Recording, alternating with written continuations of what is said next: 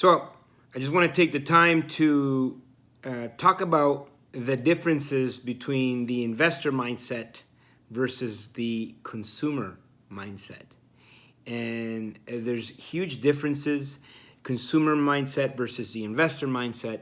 And I'll tell you something, 96% of the population has this consumer mindset. It's a consumer-based society.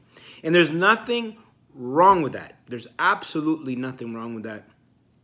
In fact, that's kind of what makes the world go round, right?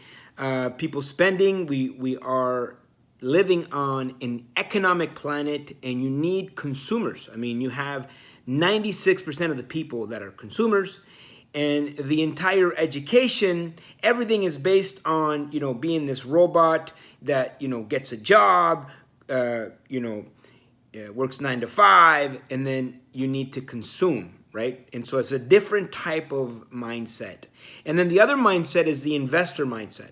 Now, if you tell me, and I always get this question, Alfonso, what is that one thing that distinguishes, people that are wealthy versus people that are not? And if I had to narrow it down, now there's I would say a lot of other things that create wealth, but it comes down to one thing, and that's mindset. And so the investor mindset is what all wealthy people must have. And this investor mindset, only 4% of the population really has this mindset. And this is interesting. 96% of the wealth in the world is owned by the 4%. And then 4% of the wealth is distributed amongst the 96%, the people that have the consumer mindset. And so the question is not whether or not this exists. The question is, where do you want to be? And are you willing to make the changes necessary in order to enter the investor mindset? They say that if you were to distribute all the wealth that there is in the world, the entire wealth, all the money, amongst the 7 billion people in the world, equally, it wouldn't take long for all that wealth to end up back in the pockets of the 4%.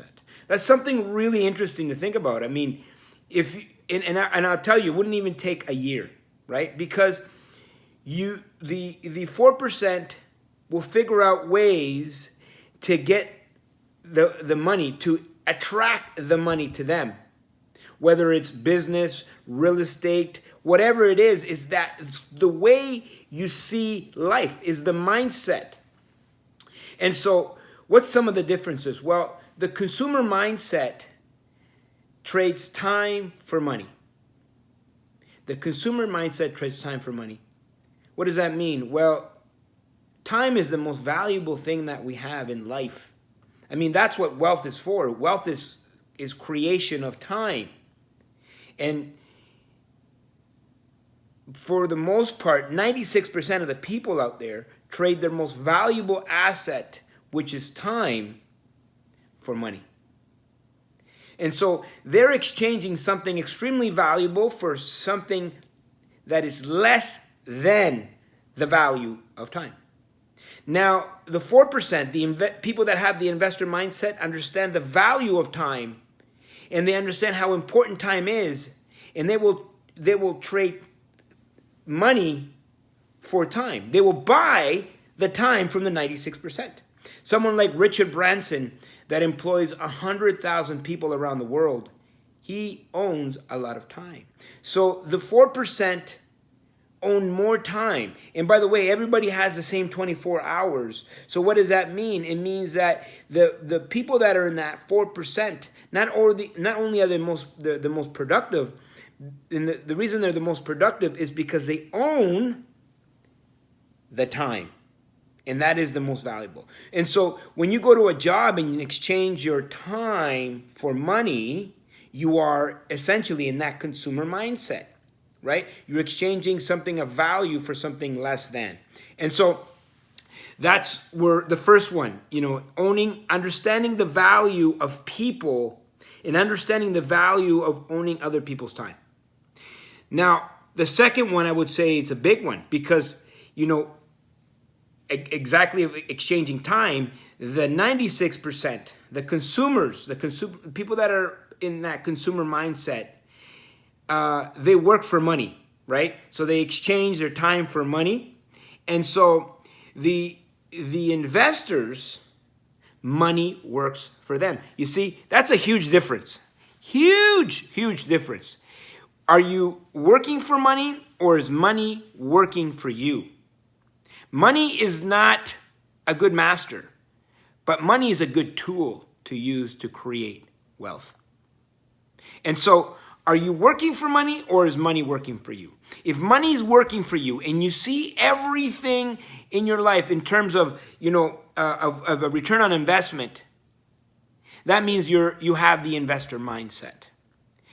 The third one, plain and simple.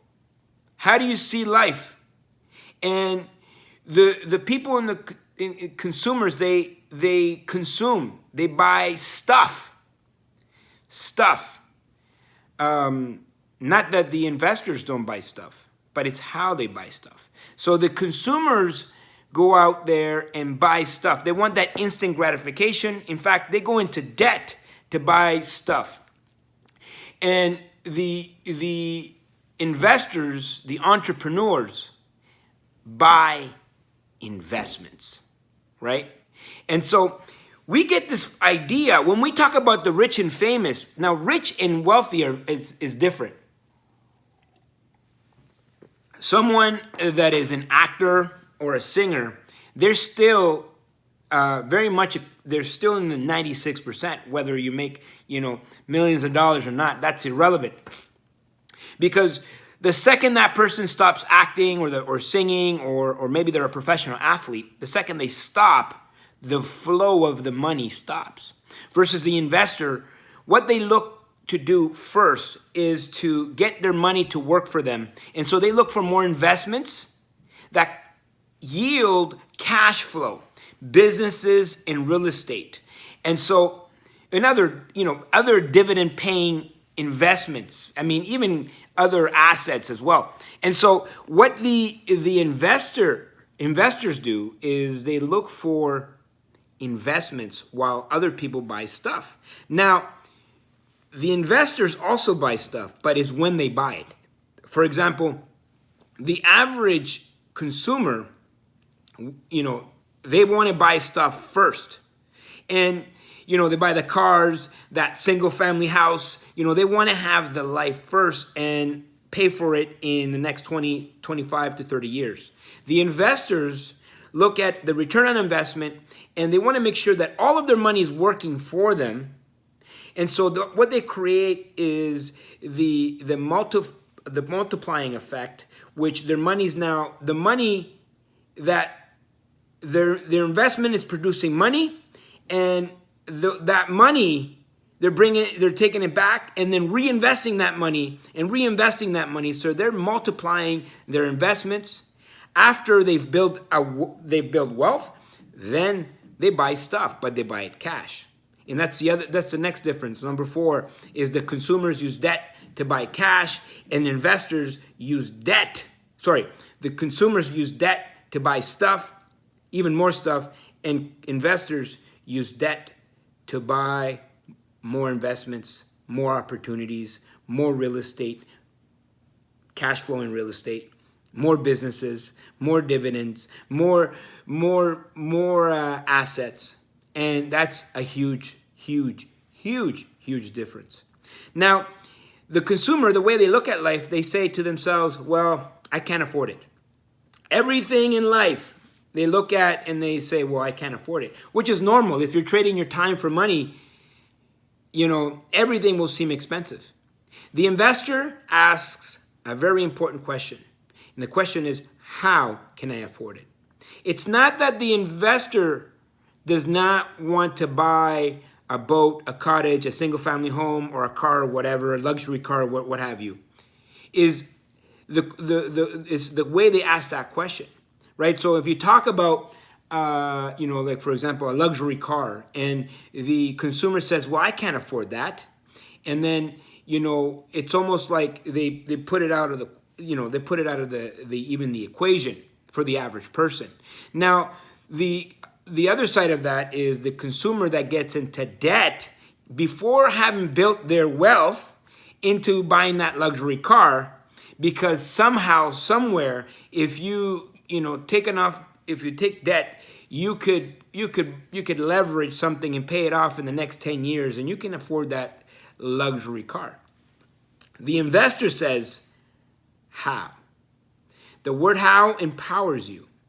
And so maybe the answer will be, I have to invest money so those investments produce cash flow, and from that cash flow, I will buy that luxury item, whatever it is that you want, right? And so the word how empowers you. When you ask a consumer, hey, why don't you invest your money? They say, I can't afford that. The investor-minded person says, how?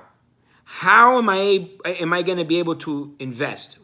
What are the things that I have to do? So very different ways of thinking. Very different ways of thinking. Consumers are focused on stuff. They take their money and they buy even more stuff. The investors, take the money and invest into income-producing assets.